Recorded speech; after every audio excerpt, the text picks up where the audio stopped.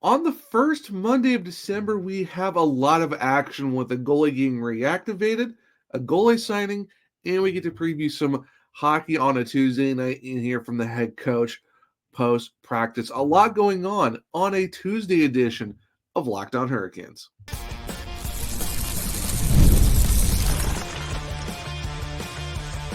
You're Locked On Hurricanes, your daily podcast on the Carolina Hurricanes. Part of the Locked On Podcast Network, your team every day. Welcome to a Tuesday edition of Locked On Hurricanes, your team every day, part of the Locked On Podcast Network. Thank you to the Everydayer for making this your first listen of the day. Monday through Friday, talking everything about your Carolina Hurricanes. I'm your host, Zach Martin. I'm the Carolina Hurricanes credentialed beat writer over at the Hockey Writers, also the co-host of the Sturgecast, which is a weekly Carolina Hurricanes podcast, along with all of my duties here at Locked On Hurricanes. Like I said at the top of the show, we got a lot going on today as the Carolina Hurricanes activated Pyotr Kochetkov, sent down a goaltender once again, and then also signed another netminder as well. So a lot of goalie stuff on this episode. We also get to preview the Hurricanes Tuesday night game against the Seattle Kraken at home at Lenovo Center. And then we get to hear from Rod Brind'Amour post-practice from Monday. But before we jump into all of the action on this episode, you can start the season with a big return on FanDuel. New customers can place a $5 bet, and you'll get started with $150 in bonus bets if you win your first $5 bet. Visit FanDuel.com to get started. So, big news day on Monday for the Hurricanes, as everyone saw for morning practice, that a certain netminder is back, and that is Pyotr Kochetkov, and he seemed very excited about coming onto the ice because he definitely let out some excitement with some words that I can't say on the podcast, but yeah, you can definitely tell he's fired up about being back. So it looks like Pyotr Kochetkov is going to be activated. The news hasn't really been announced yet that he's been activated, but just from the moves that have been made, safe to say that he is, and right now he is currently still being processed for one more test to see if he will start on Tuesday night against the Seattle Kraken. If not, he most likely will probably back up Spencer Martin once again. The other bit of news of a goalie being sent back down is Yaniv Perez, as he was recalled to the Chicago Wolves, and also Riley Stillman, or sorry. The other bit of hockey news is the fact that Yaniv Perez was reassigned back to the Chicago Wolves, and then Riley Stillman was recalled from them as well. So some switching up for the roster. But as of right now, Pyotr Kochetkov is slated to be back. We're just not sure if he's going to be starting the game, but if anything, he'll probably most likely back up Spencer Martin in that game. The other bit of, I guess, the bigger part of the news for the Hurricanes, or subsequent news as well with all that's going on with the netminders, is that they also signed Dustin Tokarski to a 1-year, 2-way deal. Not a lot of people are asking, what's that? Is that a good thing? Is that a long-term solution? What's that? It's like, what really type of move is this? For the most part, it's going to be a lot of depth goaltending just because of the fact that with Frederik Andersen still being out, it still gives them an opportunity to bring someone up to help the team in case, in case maybe there's another injury, knock on wood there isn't, but at least it gives you another netminder that you can use that has NHL experience to help you out if you're in a pinch. Just because you look at how Spencer Martin played all 4 games last week and they never really used Yaniv Perez. Signing Tokarski, who has 67 games of NHL experience, does give you someone who's been there and done that over a 9-year career that spans between the Tampa Bay Lightning, Montreal Canadiens, Pittsburgh Penguins, Anaheim Ducks, stuff like that. So at least you're getting something out of it too.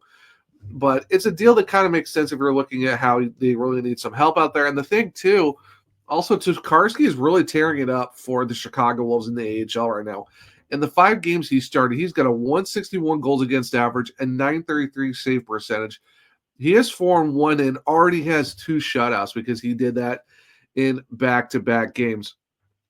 And also, too, if you look at his entire career, he does have 2 Calder Cup championships. Of course, he won with the Norfolk Admiral back in 2012 before they went to the ECHL. And also, of course, 2019 in Charlotte, where, funny enough, he went 7-0-0 that season with like a 122 goals against and had a shutout in that process. Like, Tokarski let in 8 goals that season in 7 games for the regular season for the Checkers. So, it's just crazy when you look at a guy like that where it's like small world to where you had a guy in Nedeljkovic who won the title, and then now you sign a guy who was also part of the team who won the title as well a few years later. It's funny how it works out like that. Just the hockey world works in funny ways. But Tokarski overall, in terms of looking at his career, like basically back in juniors, he was 77, 39, and 7 in 129 games with the Spokane Chiefs of the Western Hockey League, at 218 goals against and a 925 save percentage,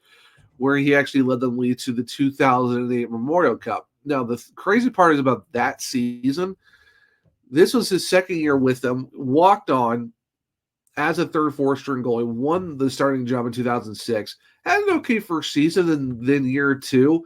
How about in 45 games? He had a 205 goals against average and a 922 save percentage.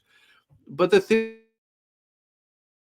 that really stands out, when you have a great regular season like that, to where you post 6 shutouts in the regular season with a 30-10-3 record, he goes and has an even better playoff. How about a 138 goals against, a 944 save percentage, and 3 shutouts with a 16-5 record in all 21 games that he played in the playoffs for the Chiefs on the way to their title? And then, subsequently follows up his last year with a 197 goals against in 54 games with a 937 save percentage, 7 more shutouts, and a 34-18-2 record, which makes sense as to why the Tampa Bay Lightning chose him. And, still, mostly spent a lot of his career in the American Hockey League, where he did win another title. Like I said, won 2 of them with the Admiral and the Checkers. So it goes to show that the guy named Tick, and you got to look at his helmet. Some of his helmet designs are really amazing, but everywhere he goes, he wins. And seems like we're seeing that once again with the fact that you look at how he's playing with the Chicago Wolves right now, to the fact that with a 933, a 161, 2 shutouts already in a 4-1 record, it makes sense. And, with Eric Tulsky, he had this to say after signing him. He has played very well for the Wolves this season. Given the injury to Frederick Anderson, we felt it was important to add to our depth at the goaltending position. This gives us another option with significant AHL experience, which overall does make sense as to why they went and got, Tokarski was already with the Wolves, but it makes sense just to extend him a little bit longer and, keep him for the whole season and stuff like that. Because when you look at his contract, like I said, it's a 1-year, 2-way, where if he played in the NHL level, it would be $775,000. But then if he plays in the American Hockey League, which he's right now, he's going to be making $100,000 for the season. But he's also guaranteed $150,000 for the whole year. So looking at the contract, it's not bad. It's not a bad contract. If he comes up to the AHL, you're making less than $800,000. If you're in the American, you're making $100,000. Still making pretty good money, being a guy who started the season, not really with the team, trying to figure out what's going on. Now he comes into Chicago, absolutely lights it up early. Everyone loves Dustin Tokarski. He's, last couple seasons with the, Rochester Americans, where he played really well in the system with the Buffalo Sabres. Hasn't played an NHL game since 22-23. Of course, that was with the Pittsburgh Penguins in 4 games. But overall, his career record for goals against is a 3.15, and he's got a 902 save percentage. He's above 5,900 goalie. His goals against average isn't terrible. It's a little bit over 3, but it's a manageable number that where you can, if you need him when you need to in certain situations, it does work. So I think overall it's a good signing. It's someone to have in case for goaltending depth. And if he does come up, he has the pedigree to win games, because you see that. His record might not be great, but you're talking about a guy who played on, not so great teams in the past as well over the last few years. So giving him an opportunity behind a team like the Hurricanes, he could be pretty good. And like I said, it's just a solid depth signing in case they need someone to come up in case of injuries, or maybe they think, okay, Spencer Martin's tired, maybe we just need to give him a break. Hey, you bring up Tokarski, who basically is known to win wherever he's at. He won in midgets, won in junior, he's won in the AHL level. Just hasn't really had that shot in the NHL level either, unfortunately. I think if you give him a chance behind a proper defense, behind a proper team, maybe you see something out of Tokarski. So who knows? It'll be something to be interesting, but at least we get Pirka Chekhov back. We'll see how he's going to play against Seattle, if he plays or if he's just in a certain situation when it goes on with that. But it's also cool to have Dustin Tokarski officially with the organization. We'll see how it goes, and hopefully he keeps up his amazing season with the Wolves. Now, talk about the Canes and the Kraken. The Hurricanes play on Tuesday night against the Kraken for the last time this regular season, so stick around, as we'll preview that game here in a second on a Tuesday edition of Locked On Hurricanes. PrizePicks is the best place to get real money sports action. With over 10 million members and billions of dollars in award winnings, PrizePicks has made daily fantasy sports accessible to all. You just pick more or less on at least 2 players for a shot to win up to 100 times your cash, or in your game all season long on PrizePicks. PrizePicks is the best way to get action on sports in over 30 states, including California, Florida, Georgia, and Texas. PrizePicks also offers weekly promotions that can lead to big payouts with Taco Tuesday. Each Tuesday, PrizePicks discounts select player projections up to 25% to provide even more value for your lineups. PrizePicks is the best way to win real money this hockey season. Which players are going off? Which ones aren't? Make your picks in less than 60 seconds and turn your sports opinions into real money all season long on PrizePicks. Do you think that Jack Hughes might have more than 4 shots in a game? Possibly. Do you think that maybe Artemi Panarin might have more or less than 1.5 goals? Well, you can do that with PrizePicks. Download the app today and use code LOCKEDONNHL to get $50 instantly after you play your first $5 lineup. Once again, download the app today and use code LOCKEDONNHL to get $50 instantly after you place your first $5 lineup. And you can do all this for PrizePicks, where you can run your game. Welcome back to segment 2 of Locked On Hurricanes, your team every day. Like I said at the end of segment 1, the Hurricanes are going to be hosting the Seattle Kraken for their second matchup of the season, the last one of the year. Of course, the first game is back on October 26th for that North Carolina State Fair road trip, where the Hurricanes won 4-1 in Seattle. And this is the last matchup here on December 3rd. The game is at 7 o'clock Eastern, so make sure you get there, at normal times. And it'll be on TV at FanDuel Sports Network South, along with on the radio call at 99.9 The Fan. The Kraken right now are 11-13-1 compared to your Hurricanes 16-7-1. And looking at the last 10 games for both teams, the Kraken are 5-5 with back-to-back losses against the San Jose Sharks and also a loss to the Anaheim Ducks after beating them the game before. So the Kraken have played the same team twice over the last 4 games. Interesting schedule, to say the least. Your Carolina Hurricanes are 5-4-1. Of course, this is after losing the back-to-back set against the Florida Panthers in the last part of November, and that's coming after the back-to-back wins against the Rangers and the Dallas Stars. Now, looking at the tail of the tape in terms of team stats, and of course, we all know how this usually goes depending on who you're facing. They kind of give you an idea how the team is playing, but that's numbers on a piece of paper. Things can change because welcome to the AHL, where pretty much everyone can beat anyone, because this is not your granddad's hockey league where there's no gimmies anymore. But for the sake of the argument, these are the stats we're looking at in terms of both teams. The Seattle Kraken are 30th on the power play at 15%. On the penalty kill, they're 78.7, which is 19th in the league. Face-off percentage, 49%, not terrible, but still 22nd overall. Goals for, they are averaging 2.8 a game, which is 21st. But they also let in 3.04 goals per game as well, which puts them 14th. So overall, if you look at the Kraken, not the greatest in terms of looking at the stats, where their best one is 14th. But even then, that's giving up over 3 goals a game. Just unfortunately, another season with the Kraken where they're kind of so-so right now. They are, like I said, they're 11-13-1. But in terms of their goaltending, Joey Decord is basically kind of making the bulk of, playing decent hockey for them. 10-6-1 with the 256 goals against, a 912 save percentage, and a shutout. I would not be surprised if they go with Decord Tuesday night, just because of the fact he probably gives them the best option to win, especially against a team like the Hurricanes. Despite losing the last 2 games, the Hurricanes are still the Hurricanes. They're still third in the division, really close to, top of the division leaderboard. So I would say if they're going to put someone against the Hurricanes for their best shot, it's probably a Cord, because right now Philip Grubauer 1-7 with a 362 and an 862 save percentage, not the greatest. Now, in terms of looking at the Carolina Hurricanes and their stats this season so far, of course, still really good. Everything's in the top 10 for your Carolina Hurricanes.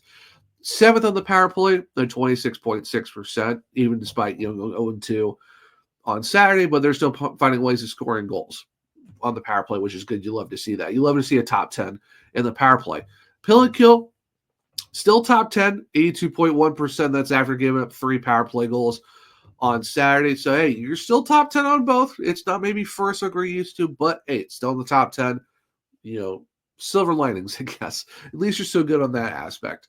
Face-off percentage, 8th in the league, 52.4%.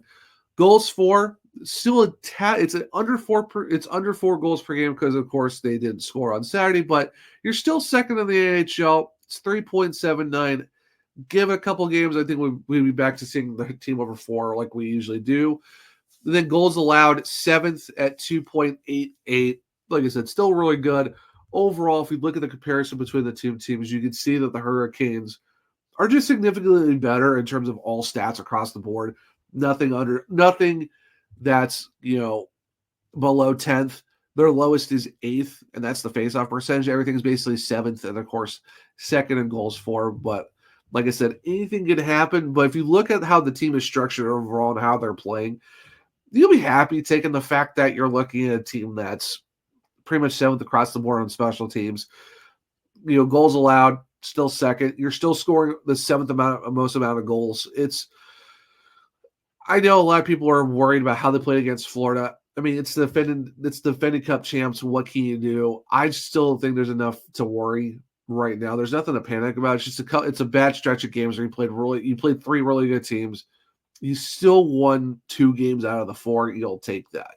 But, you got Seattle coming to town. Hopefully, you kind of right the ship and kind of put yourself in the win column once again. And also, it's a new month, new streaks, and new, great play can also happen as well. In terms of the goaltending for the Hurricanes, with, Pierre Kochetkov back, he's 10-2-0 with a 242 goals against and a 904 save percentage. We're still waiting to see Tuesday night. Practice on Monday. That works out. The other play, of course, is Spencer Martin. Played all 4 games last week, but he has a 3-4-1 record with a 389 goals against, an 846 save percentage. And does have that shot back against the Ottawa Senators. You really can't blame him for all the goals. It's just that's tough playing 4 games in the span of like 7 days. That's a lot for a goaltender. He tried, like I said, he was a part of the 2 comeback games. It's a lot for a guy. So we'll see, how it works out in terms of the net. Guys to watch out for the Kraken, obviously James McCann, 10 goals, 23 points in 25 games, arguably their best player. Chandler Stevenson, one of their recent signings, 16 points in 24 games. Then, of course, Justin Schwartz and then Oliver Bjorkstrand both have 14 points each for the forward crew. Defense-wise, they're okay. Not the greatest. Riker Evans is their best defenseman, 16 points in 25 games. Brandon Montour, former Florida Panther, also has 16 points, and he has 7 goals, and he's a +6. So definitely the 2 guys to watch out for in terms of the defense is Riker Evans and Brandon Montour. But also don't forget, Vince Dunn is also officially back. He's only played 5 games, but he did come off of IR. So someone to keep an eye on as well for the Kraken. Now, for your Carolina Hurricanes, we know how all that's working out for them right now. As no surprise, Martin Each is still top 3 in points for the NHL, 37-24 games with 12 goals. Sebastian Aho, 25 points in 24 games, so still over a point per game. Isaac Svechnikov, 18 points in 24 games. And then also you can't talk about the forward crew without Seth Jarvis. Comeback, did have a 3-goal game streak. Unfortunately, snapped against Florida, but he still got 16 points in 17 games, still very close to a point per game, even though he hasn't played very much this season. Shane Gostisbehere, obviously one of our best defensemen, 19 points in 24 games. But, of course, you got to talk about Dmitry Orlov and Jalen Chatfield. Both are combined for a plus 36 on the season. You love to see that from your defensive pairing. And, of course, obviously, Jacob Slavin being Jacob Slavin doing what he does best. So, it'll be interesting to see how the Hurricanes play against the Seattle Kraken. I feel pretty good about them getting back into the win column. It's just how do you, it's like you almost got to just forget the last 2 games in November. It's a new month. It's a new set of games to watch out for. So I feel pretty good about the Hurricanes playing against the Seattle Kraken at home. I know the fans are going to be really loud. It's the first game of December. Let's see how it goes and just go from there. So like I said, we did listen to Rod Brind'Amour did have a press conference Monday post-practice. We'll jump into that and get his thoughts on a few things, and I'll give my thoughts on all of that. So make sure to stick around as we'll do that here in a second on a Tuesday edition of Locked On Hurricanes. Get ready to tackle the NFL action with FanDuel, America's #1 sportsbook, because right now new customers give it $5 and get $150 in bonus bets if you win. The FanDuel Sportsbook app gives you everything you need to place live bets on the NFL all in one place. So you get a $100 million of the game, you can check out the latest stats, view live play-by-play, and so much more on the same page where you place your bets. Just visit FanDuel.com to join today. You get started with $150 in bonus bets if you win your first $5 bet. Once again, that's FanDuel.com. Never waste a hunch and make every moment more with FanDuel, the official sportsbook partner of the NFL. Welcome back to a segment 3 of Locked On Hurricanes, your team every day. Like I said at the end of segment 2, Rod Brind'Amour did meet with media post-practice on Monday. So without further ado, we're just going to jump into that. I'll give my thoughts afterwards. So right now, we'll shove into the press conference with Rod Brind'Amour. Good to go. I think he's got to get through another test maybe or before he's cleared, but he looks good. So hopefully that'll work out. Possible for tomorrow night? If he passes, yeah. Okay. So that would mean the test is today or tomorrow? One of those. I don't really know. I just know we got to get through one more thing. Is this last 2 games the perfect test to your mentality of one day at a time? You kind of put those 2 games in the back and move forward. Yeah, they're. I mean, you learn from it, that's for sure. But then you're moving on. Was today a good day to get back to some details after the back over the weekend where things maybe weren't the game you wanted to see? Yeah. I mean, you're always about the details, and you're always trying to get sharper. And obviously, we had basically 2 really poor periods, and we got to learn from that and move on. The 4-nation face-off rosters are getting finalized today. You already have one guy that's sure at least going to be on it, another couple that could potentially make rosters. As a coach, how do you view that kind of tournament in the middle of the season? Good question. Well, the honest answer is probably I don't like it because I don't want to get my players, you just run the risk. From our standpoint, there's no benefit. But on the other hand, as a player, I think it's great. And so I do want them to experience that. And it's more, if they can, it's more being around those other players that you kind of battle all the time, and you're like, you hate them, and then you get that opportunity to be with them and play in that huge event. It's memorable, stuff that you can take forever. So on that end, I wish that, all of them could play in it. How big of a part of that is just pulling on your country's jersey and going and playing for them? Well, that's a big part of it, obviously, because it means a lot for, a short tournament. It's like a nice refresher to kind of change it up and add a little spice during the season where it gets kind of like, a little bit of Groundhog Day-ish. So all that is exciting. Hopefully it'll be exciting for everyone watching. Theodore wasting no time today in practice, kind of leaving his feet again and going with the aggressive poke checks. Nice to see that back in the practices. Yeah, I mean that's he's an aggressive goalie. He's got to do what he's got to do. I mean, there's going to be freaky things happen in the game. Everyone talking about always too aggressive. That's what he is. That's the kind of goalie he's got to be good. So I'm glad he's right back at it. Do you like the few days off for the guys that don't go to that tournament to maybe just either bumps or bruises or a little reset? Yeah, it's crucial. I think it's really more mental. the way they, the unfortunate part about that now is because of the scheduling, they end up cramming the games all over the place. So you get this stretch that we just had, whatever it was, I guess too many to play, and to stay mentally sharp. So, but that's the trade-off. How else are you going to do it? So, I think the guys in general need that refresher. They don't need 2 weeks off that we've been doing. That's way too much. But that happy medium, just enough to get away, refresh your mind, and then get another grind after. Good for the coach too. Yeah, I guess. I mean, I don't know. What was your first time putting on a Canadian jersey? Do you remember? Was it World Junior? Well, I was younger. It was like, I think U17 or something. They had events. I actually remember very well because it's playing against the Russian group of McGillney and Fedorov and, guys like that were, at the time, no one knew who they were, but when they whipped us 8-1, I knew who they were after that. So I remember that quite well. Big thank you to Rod Brind'Amour and the Carolina Hurricanes. So obviously, we got some things that we'd love to to hear, or just some things to talk about. And of course, there's a lot more going on from that practice. But you listen to how Pierre Kachekov, and they asked him it's good to see. It's probably good to see him come back out, be himself. Being aggressive with the poke checks and stuff like that. And Rod's like, yeah, I mean, that's the kind of goalie he is. He's aggressive.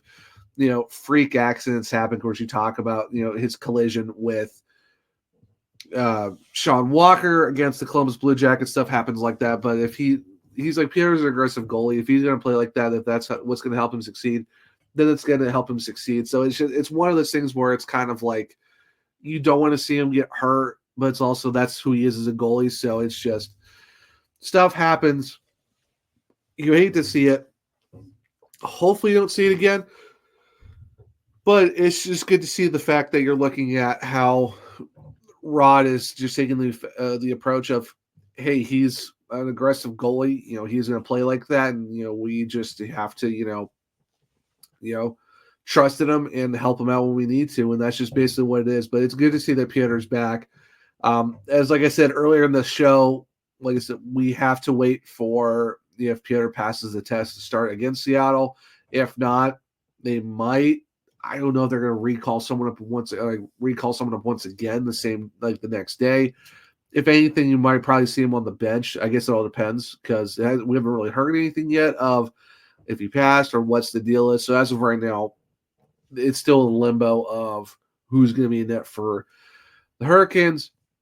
Of course, they also talk about the Four Nations coming up with all the roster announcements that's supposed to come on Wednesday. So, everyone's asking, how cool it would be if certain Hurricanes make the rosters. I know Sebastian Aho is already part of Team Finland. This was announced a few, earlier, a couple months ago. They're still waiting to see who else gets selected. You would hope Jacob Slavin is the other one for Team USA. A lot of projections don't even have him making the USA roster, but if you don't pick Jacob Slavin, I don't know what you're doing. So that'd be interesting to see how that works out. Of course, they asked Rod about thoughts on the guys going there, and how do you feel about the other guys taking a rest? And it's like, yeah, it's exciting for those guys to go play for their home, for their countries in an event like that. Of course, it's also good to have guys take breaks as well. But then Rod shows the flip side of the schedule is kind of crazy, where now you have we just with 4 games and 6 days because they're trying to cram the schedule around a break that is the Four Nations. So that's why you have random, 4 games in a span of a week. And of course, later this month in December, you have 2 back-to-backs in the same week with, 3 of them being on the road. And then, and the second one is against the Devils, which is a home-and-home series right before the end of the month, where you have, the Blue Jackets on the 31st, and that's it for all the New Jersey games. So it's definitely an interesting where it's like you're happy that you have this opportunity to go best on best for 4 countries. I wish it was more, but it is what it is. But also to the schedules to where you're cramming a lot of games in so many days because you have to take a break like that. It just comes with the territory of the NHL and how they try to figure out their scheduling. It's cool too to kind of hear Rod's thoughts on, hey, you used to play for Canada back in the day. What was that like? And he's talking about some really good Russian players as well. So nice little, tidbit story from Rod Brind'Amour. by the end of that. But overall, I think just the fact that you got Piotr back, it's good. You also don't want to take away from the skill set that he has. With the 4 nations, it's cool the fact we're going to get best on best for the most part. I wish you would get more countries because you're going to miss guys like Leon Draisaitl for Germany, or of course Martin Nietzsche's for the Czech Republic and all that. So it's just, at least you get something. We'll see how that goes, but should be a good time when that rolls around in February. But guys, that'll wrap up a Tuesday edition of Locked on Hurricanes. If you want to keep up everything that I got going on, you can follow me at OneCheerZach on X. The podcast is L_Hurricanes. I am also on Blue Sky at @Zachary_Martin. If you want to check me out over there, I do have link trees in my bios where you can check out all my articles, especially at the Hockey Writers, or just go to thehockeywriters.com and you can look up my author page at Zach Martin. But thank you to making this your first listen of the day. But for your second listen, make sure to check out Locked On Fantasy Hockey. Become a fantasy hockey expert and get the edge over your league mates and daily tips from Steal and Flip. Just look up Fantasy Hockey on YouTube wherever you listen to your podcasts. Now, for my other show, if you want to go check out the Surgecast, just go Surgecast on YouTube or on all podcast platforms. For this show, Locked on Hurricanes on Apple and Spotify. Leave a 5-star rating and review because I might just read it on the show. Also on YouTube, Locked on Hurricanes. Hit subscribe, hit the bell notification so you don't miss the show. Hit the thumbs up button. Let me know if you like the show as well. Share it with all other Caniacs to become everydayers just like you. I hope everyone enjoyed the Tuesday episode of the show. Hope everyone enjoys their Tuesday and watching the game against the Seattle Kraken with your Carolina Hurricanes. And until next time, as always, let's go Canes.